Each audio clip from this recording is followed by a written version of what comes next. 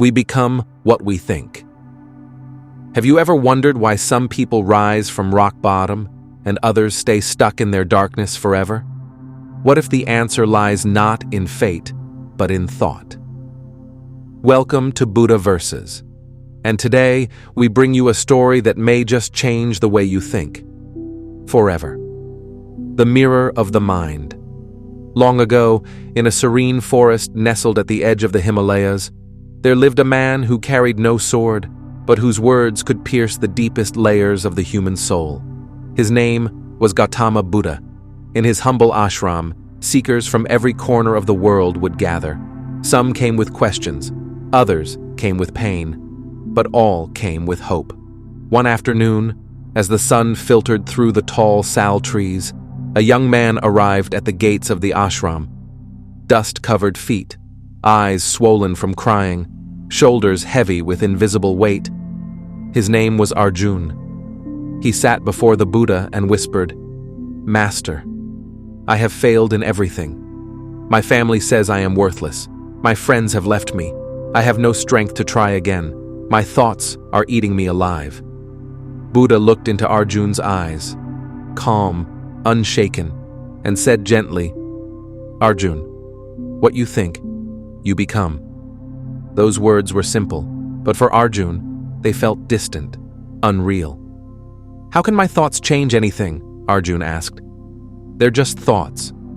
Buddha smiled and said, "Then let us test this together." The next morning, Arjun was led into a quiet garden behind the ashram. It was peaceful. Birds chirped. A gentle breeze moved the leaves. Buddha pointed to a dried-up plant, wilted, leafless. "Every day, water this plant," he said. "And while doing so, imagine it becoming green again. Feel the joy of its blooming. Speak to it with kindness. But most importantly, believe." Arjun began the routine, but in his heart, he carried doubt. "This plant is dead," he thought. "What good are my words?" A week passed, 2 weeks. The plant remained dry. And so did Arjun's spirit. He returned to Buddha, frustrated. "I tried, I imagined, nothing happened. The plant is still dead." Buddha nodded, unfazed. "You gave water, but poured poison through your thoughts. You acted, but you did not believe. You planted effort, but harvested doubt. And just like this plant, your life won't bloom until your mind does."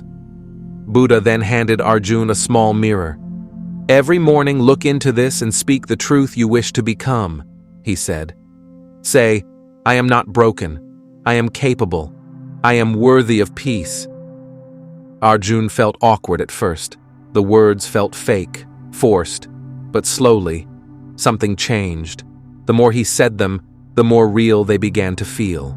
His shoulders relaxed, his eyes softened, his steps became steadier. What began as words became belief. What began as belief became action. Arjun no longer walked with his head down. He now helped others in the ashram. He taught newcomers how to breathe in stillness, how to silence the storm within. He had transformed. One evening, under a starlit sky, Buddha gathered his disciples and pointed to Arjun. "This is what happens," he said, "when the mind becomes a garden instead of a graveyard. We are all sculptors of our own destiny. Our thoughts are the tools. What we carve in the mind, we live in reality." Friends, this story is not just about Arjun. It's about you.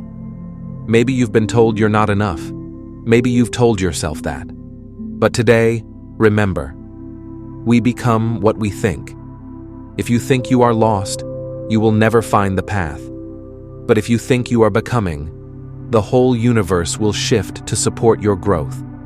The one who is thinking right now, follow me, become my friend, and I'll guide you to the right path. This is Buddha Verses, and together we walk the path of light. Arjun never became a king.